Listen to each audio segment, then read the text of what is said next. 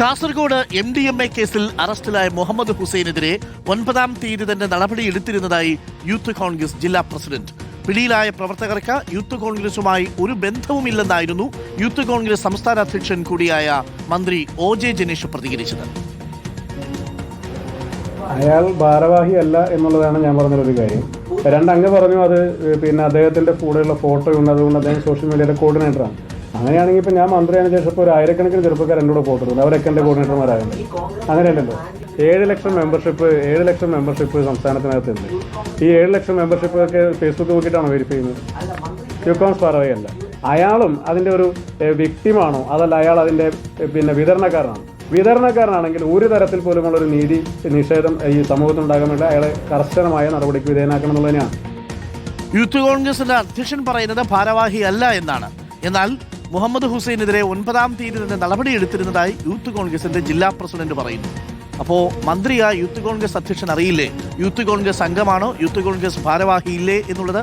MDMA കച്ചവടം നടത്തിയ youth കോൺഗ്രസിന്റെ ഒരു ഭാരവാഹിയായിരുന്നു എന്നുള്ളതാണ് ഇപ്പോൾ ജില്ലാ പ്രസിഡന്റ് പറയുന്നത്. നടപടിയെടുത്തിരുന്നുവെന്ന് സാക്ഷ്യപ്പെടുത്തുന്നു.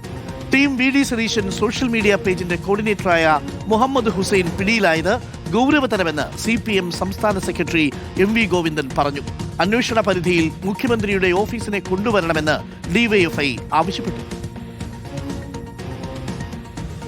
മയക്കുമരുന്ന് കടത്തിൽ മുഖ്യമന്ത്രിയുടെ സോഷ്യൽ മീഡിയ കോർഡിനേറ്റർ പിടിയിലായി എന്ന ഞെട്ടിക്കുന്ന വാർത്തയാണ് പുറത്തു വന്നിരിക്കുന്നത്. എങ്ങനെയാണ് VD സതീശൻ ഇവരുമായിട്ട് ബന്ധപ്പെട്ടിട്ടുള്ളത് എന്നുള്ളതിൻ്റെ കൃത്യമായ ചിത്രമുണ്ട്. അപ്പോൾ മുഹമ്മദ് ഹുസൈൻ ഫേസ്ബുക്ക് പ്രൊഫൈലിൽ തന്നെ അദ്ദേഹം VD സതീശൻ്റെ സോഷ്യൽ മീഡിയ കോർഡിനേറ്റർ ആണെന്ന് രേഖപ്പെടുത്തിയിട്ടുള്ളതാണ്. സതീശൻ്റെ വീഡിയോകളും പോസ്റ്റുകളും ഷെയർ ചെയ്യുന്നതും ഇദ്ദേഹമായിരുന്നു.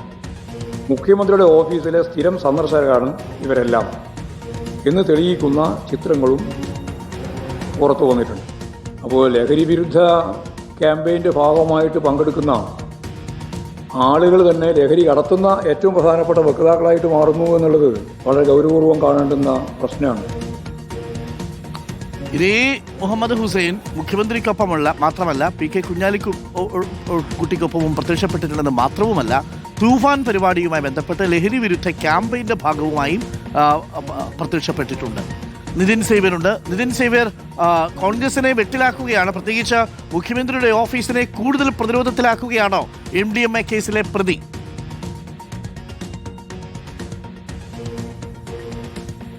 തീർച്ചയായും ഡോക്ടർ അരുൺകുമാർ, അങ്ങനെ തന്നെയാണ് നമ്മൾ കരുതേണ്ടത്. മുഖ്യമന്ത്രിക്ക് അത്ര പെട്ടെന്ന് ഇതിൽ നിന്നും കൈകഴുകി പോകാൻ പറ്റില്ല. കാരണം ഇന്ന് അല്പസമയം മുൻപ് MLA കൂടിയായ എറണാകുളം DCC പ്രസിഡന്റ് മുഹമ്മദ് ഷിയാസ് പറഞ്ഞത് പലരും തങ്ങൾക്കൊപ്പം വന്ന് ഫോട്ടോ എടുക്കും, അവരെയൊന്നും തങ്ങൾക്കറിയില്ല എന്നാണ്. പക്ഷേ ഇപ്പോഴും ഈ മുഹമ്മദ് ഹുസൈൻ്റെ അടക്കം വീട്ടിൽ മുഖ്യമന്ത്രി പോയത് മുഹമ്മദ് ഷിയാസ് അറിഞ്ഞിട്ടില്ല എന്നാണ് നമ്മൾ തോന്നുന്നത്. ആ ചോദ്യം ചോദിക്കുമ്പോൾ അങ്ങനെ പോയിട്ടുണ്ടോ എന്ന് അദ്ദേഹം തിരിച്ചു ചോദിക്കുന്നുണ്ട്.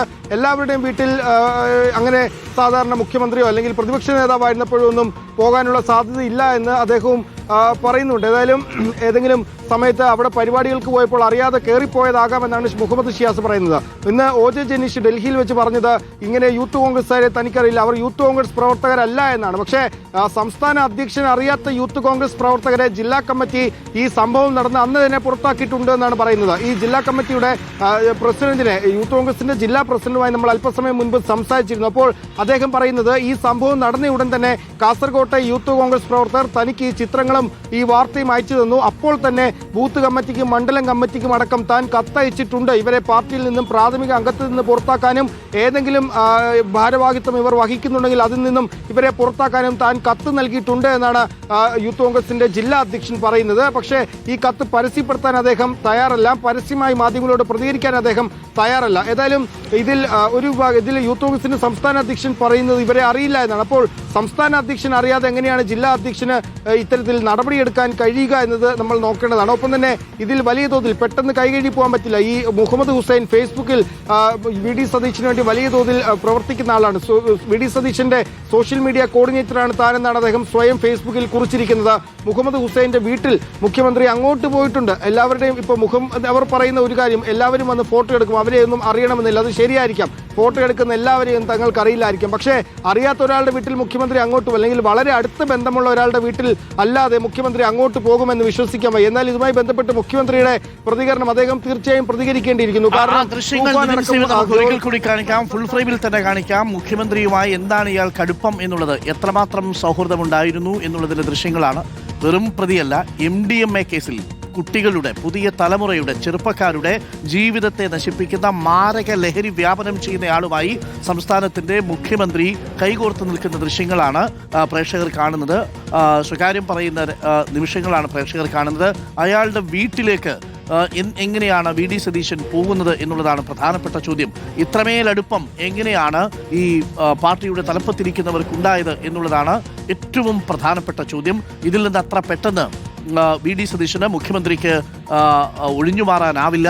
MDMA കേസിലെ പ്രതിയുമായി എന്താണ് ബന്ധം എന്നുള്ളതാണ് ഇപ്പോൾ പ്രതിപക്ഷം ഉയർത്തുന്ന ആരോപണം. താങ്ക് യു നിതിൻ സേവർ. ഇതാണ് ആ ദൃശ്യങ്ങൾ. ഇത് കേവലം അപരിചിതൻ വന്ന് ഫോട്ടോ എടുത്ത് പോയതായി പ്രിയപ്പെട്ട പ്രേക്ഷകർക്ക് തോന്നുന്നുണ്ടെങ്കിൽ മറ്റൊന്നും പറയാനില്ല.